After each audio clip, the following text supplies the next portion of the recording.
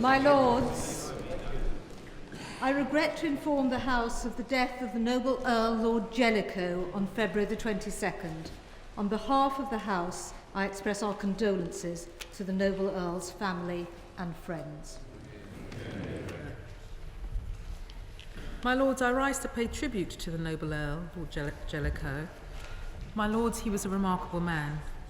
Although we do not recognise the term Father of the House, which is used in another place, an exception might have been made for the Earl Jellicoe, who was a member of your Lordship's House for 68 years, serving this House in a number of roles.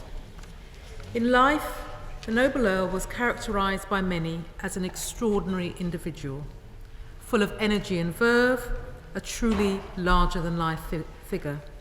It is difficult to pay tribute to a life and career that was so full and accomplished across so many spheres. Service, and in particular public service, is an appropriate starting point for this tribute.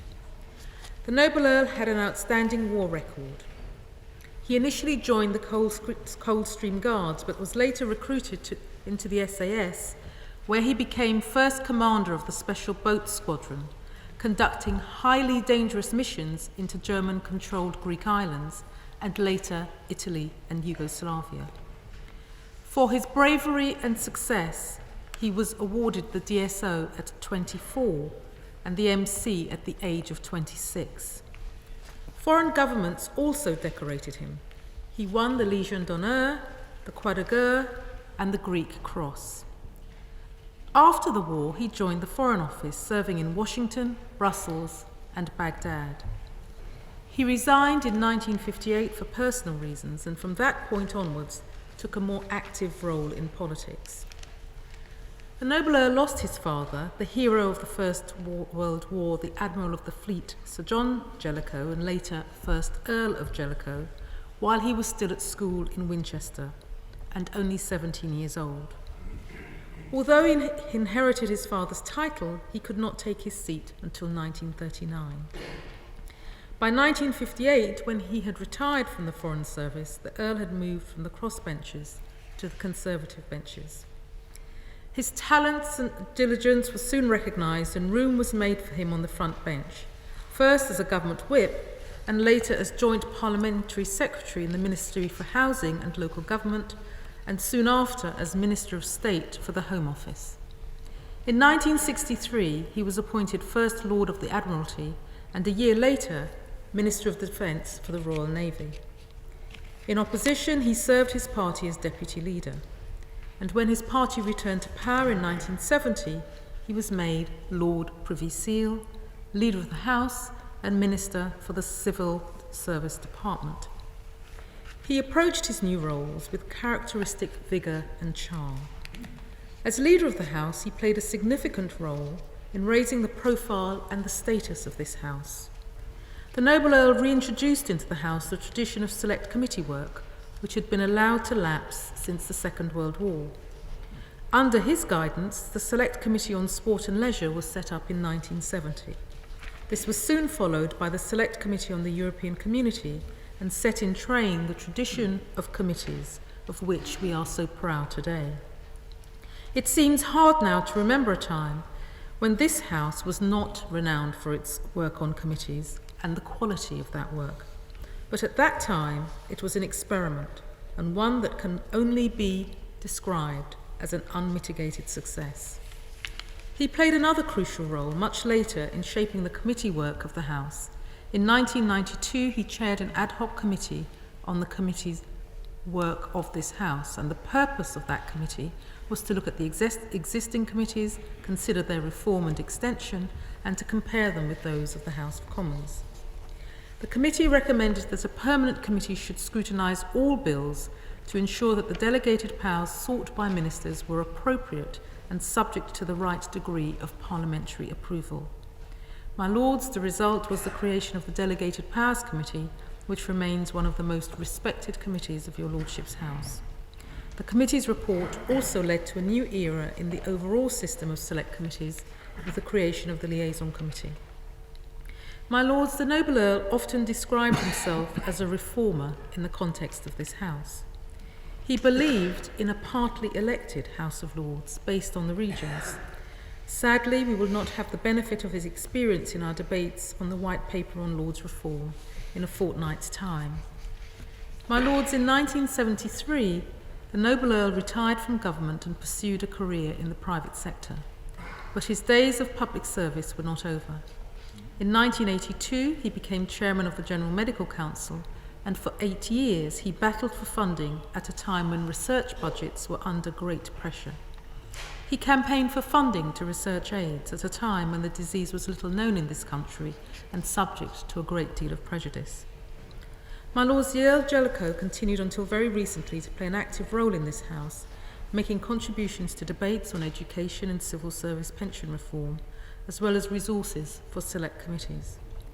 My Lords, he is survived by 4 sons and 4 daughters, and I'm sure that the whole House will wish to join me in sending our heartfelt condolences to all of them. My Lords, I am very grateful to follow the tribute of the noble Baroness, the leader of the House, to my noble friend Lord Jellicoe.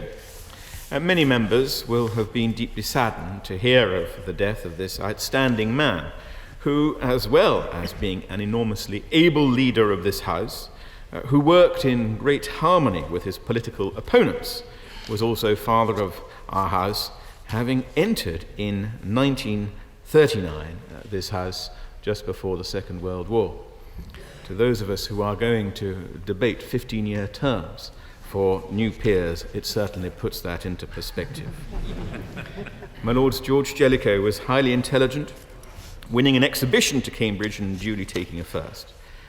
He was also an immensely brave man, with a quite remarkable war record involving dangerous, I use advisedly that often overused word, heroic missions behind enemy lines, inflicting great damage on Nazi forces. His leadership qualities struck everyone in those years, as indeed they did throughout his life. He had a Foreign Office distinguished career before leaving for personal reasons to enter politics. The noble Baroness has set out the bones of his career. It was a piquant irony that the son of the commander of the Grand Fleet at Jutland should have been the last holder of the office of First Lord of the Admiralty, whose abolition foreshadowed the sad, slow decline of British naval power. George Jellicoe famously loved life, but he was a highly honourable man whose word was his bond in a brilliant business career. I find it sad his name is so often linked to the resignation that ended his career in government in 1973. That principled resignation, freely offered when it was probably not even necessary, was regretted by political friends and foes.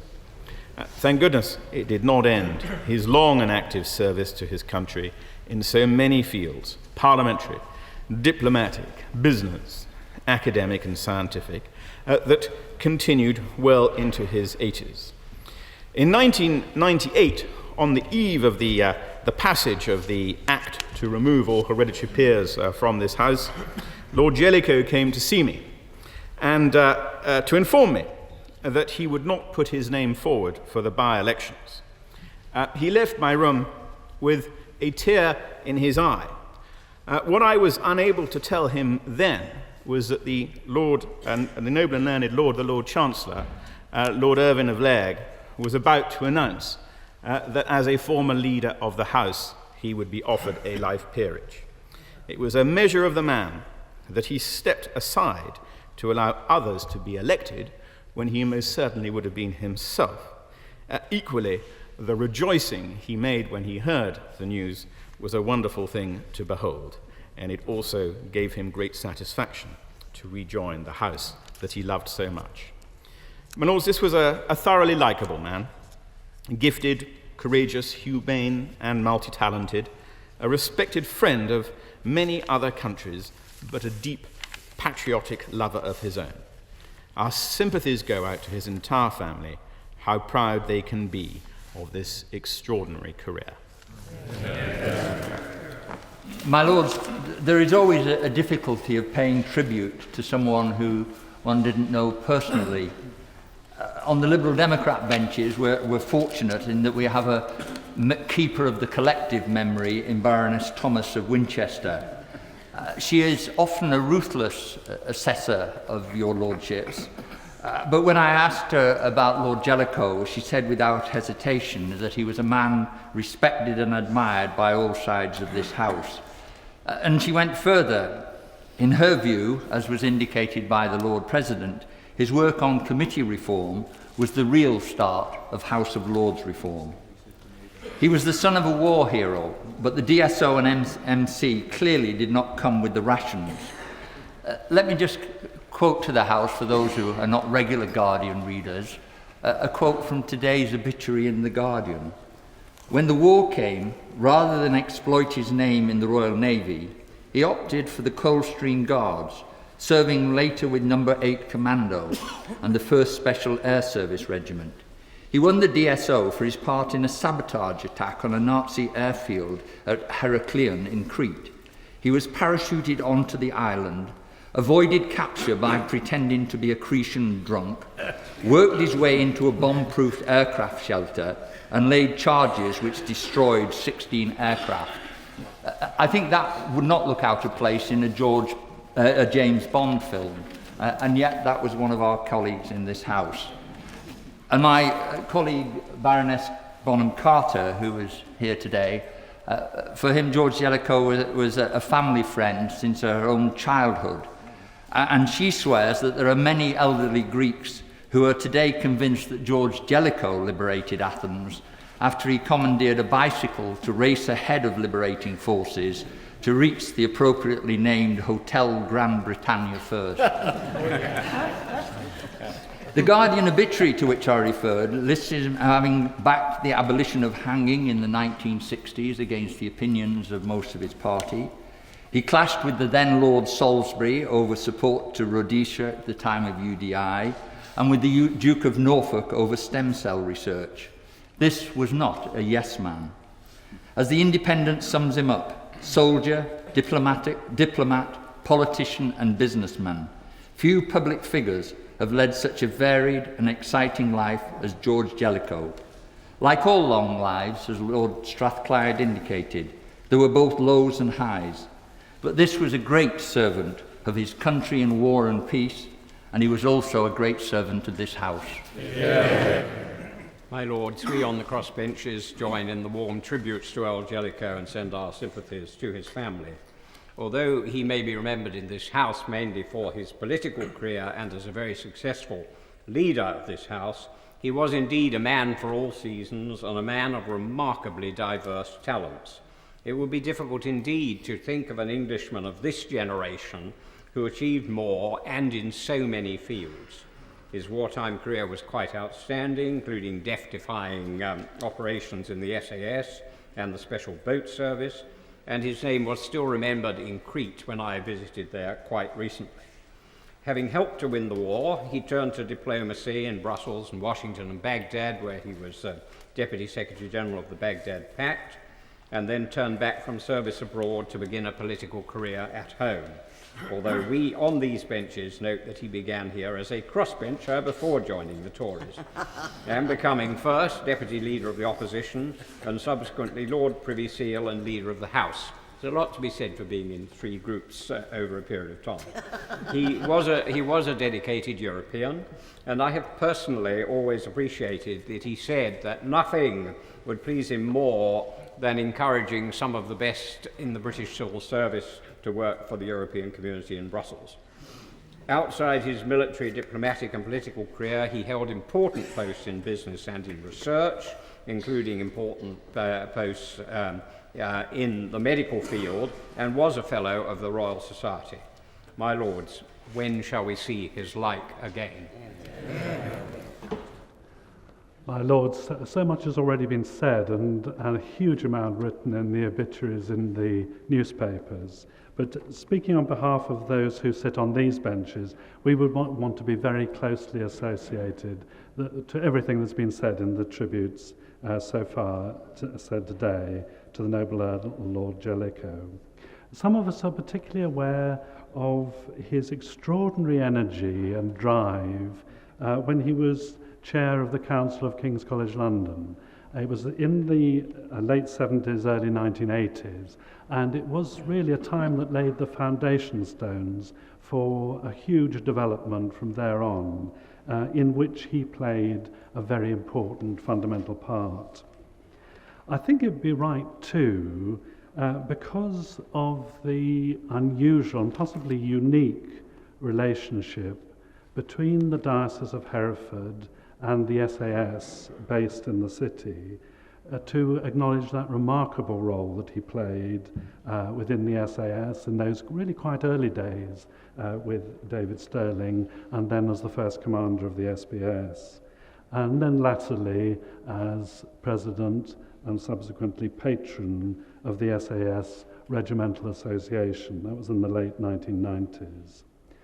We mark the passing of a very extraordinary and larger-than-life man who made a considerable contribution to the life and work of this house and as a Minister of State.